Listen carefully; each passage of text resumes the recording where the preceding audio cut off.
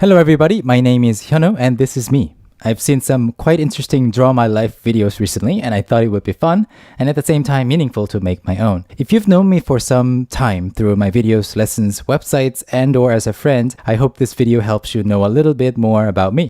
So just like everybody else's, my story starts when my mom gave birth to me. I was born here in a city called Gwangju, which has about 1 million people living in it and is about 400 kilometers away from Seoul, the capital city of South Korea. I don't know when exactly, but at some point in my childhood, I realized that I didn't have a grandfather. I don't know how either, but I finally understood that he had gone to fight in the Korean War, like many other Korean men, when my father was only a little baby, but never came back home alive. So when my father, the only son in the family, married my mother, my grandmother was definitely not the kindest mother-in-law in the world, and in fact, I just don't know how my mom could put up with all the economic hardship and harsh treatment from my grandmother. Oh, don't worry, they're on better terms now, and my mom is still really nice to her, so I have a huge respect for my mom for that.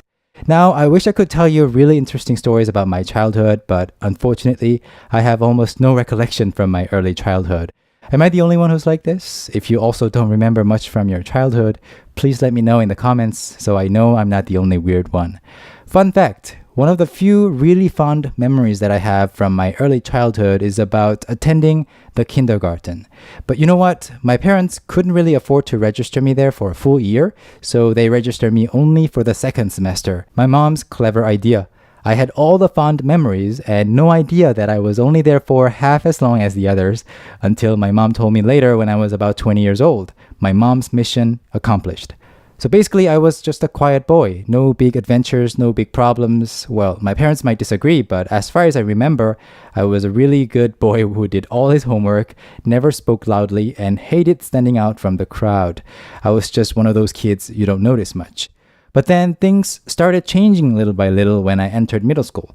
Until then, I had no concept of students' ranking or grades or scores in my head.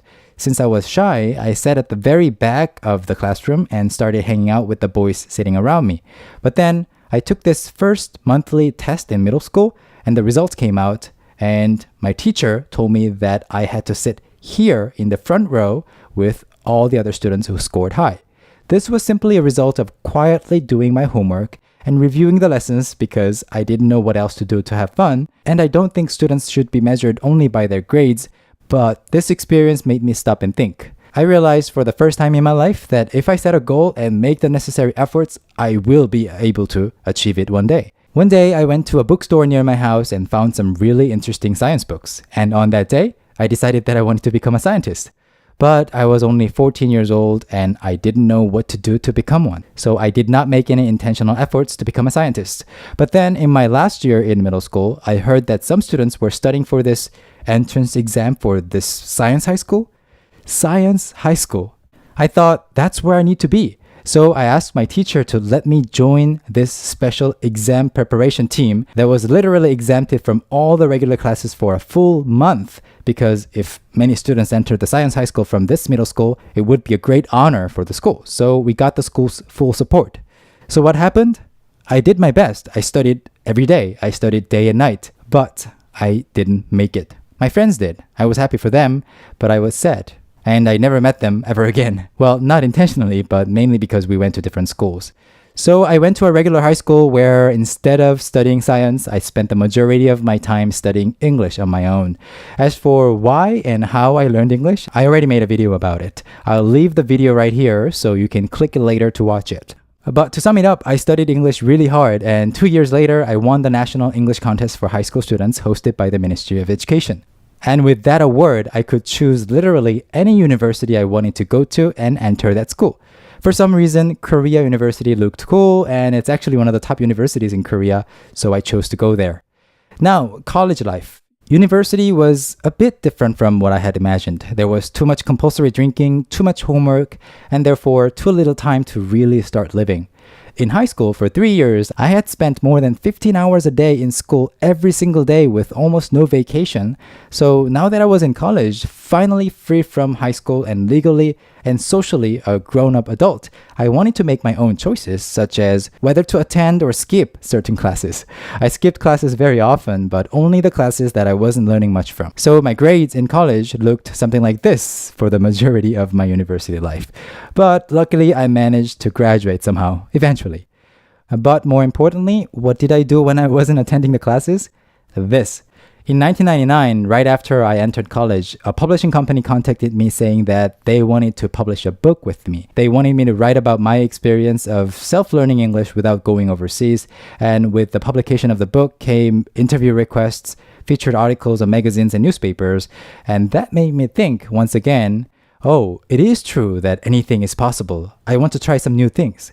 And one thing I had never done enough up until that point in my life was moving my body. Exercise or sports was something that was so irrelevant to me. So I wanted to change that. So one day when I was walking back home from the campus and saw a bunch of guys breakdancing in a corner, I knew I had to go ask them to teach me how to breakdance. So for about 10 years, I actively practiced breakdancing almost every day, even during my military service. And speaking of which, just like every other able-bodied Korean man, I had to do my military service for 2 years and 2 months. Of course, I didn't want to leave everything behind and be basically isolated from the society for such a long time, but I had no choice. So I started my military service in September 2001, and finally, after 26 long, seemingly never-ending months, I finally became a kunpil, which is a term that refers to a guy who's done his military service. After my military service, I took a year off school and got a job as a book editor. And about 1 year later, just when my life was about to become a bit boring and stuck in a routine, my employer offered to take me and my coworker on a business trip to Japan. That came as a surprise, but she explained to me later that it was like a present to make up for the pay that wasn't high enough. I appreciated the opportunity, and 3 of us flew to Japan on a 3-day business trip, and it was also my first trip abroad. I was really excited, and I wasn't worried at all about going to a foreign country and getting lost or getting in trouble because I could speak English. Yeah, I know, I was wrong. English is not the most useful language to know when you're in Japan. It's just that I did not know that until I actually got lost all by myself in Japan. And that's when I decided to learn Japanese. After coming back from my first trip abroad to Japan, which made me realize how small the world I was living in was, I started constantly looking for more diverse experiences. And one of the things that I found was this job opportunity in France.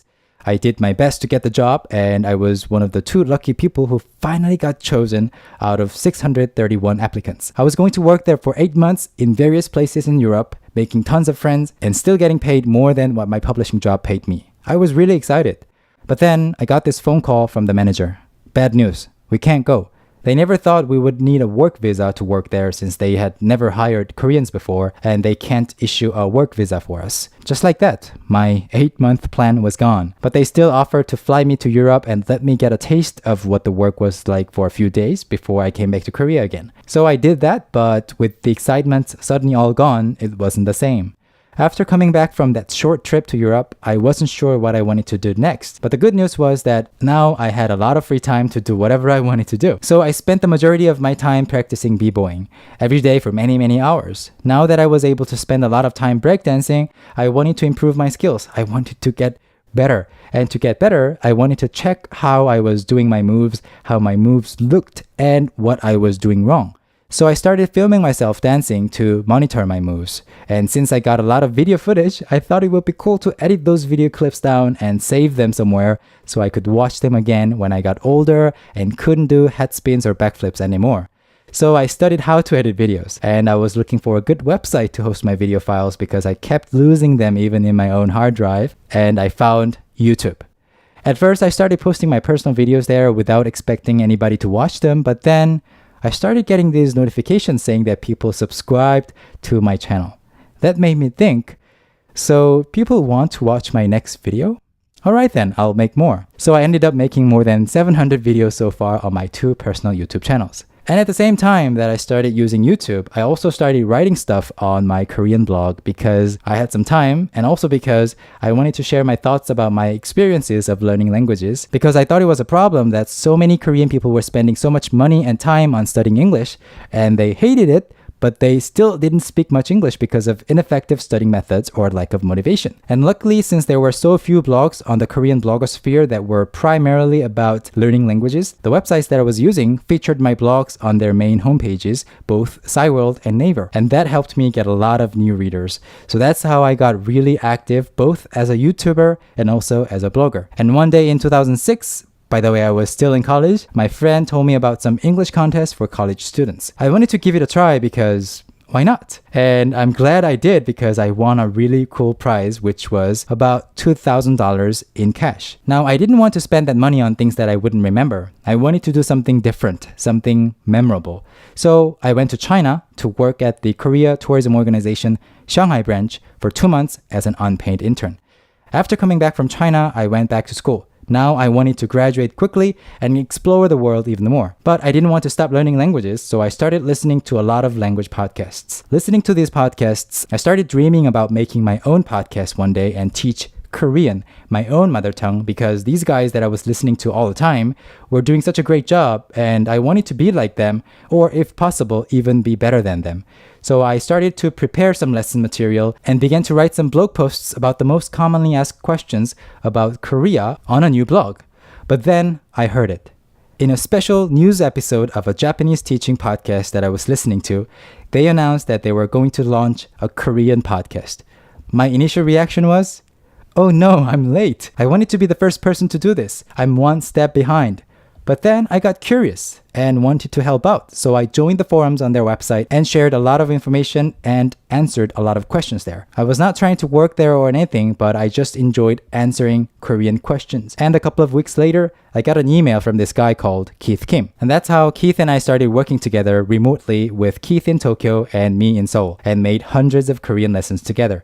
I was really happy with what I was doing. Keith and I made a great team and I thought we would work together like that for a really long time. But after a while, something about the company's attitude changed. The first time I went to visit the Tokyo office, everybody was passionate and happy about their job. But when I went back 1 year later, everybody was stressed out and didn't really enjoy what they were doing. Because of this and the company's really aggressive marketing, I didn't feel proud to be part of the team anymore. I even found myself trying to hide the fact that I was working with them.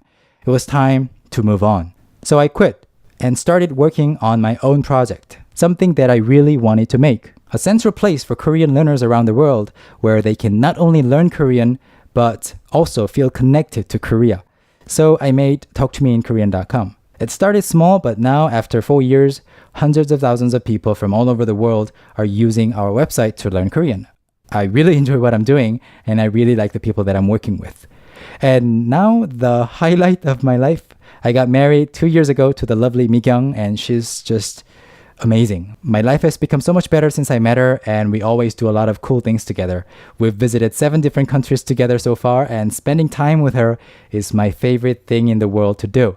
We don't have kids yet, but we have a really cute poodle named Coco. He's also the most adorable dog in the world that I know, although he's not the smartest. So that's my story. This is probably a very long video for YouTube, but definitely not long enough to talk about everything that happened in my life that has some significance to me. I hope this helps you get to know me a little better, and I can't wait to share more exciting stories with you in the future through my videos on YouTube. Well, thank you so much for watching. 감사합니다.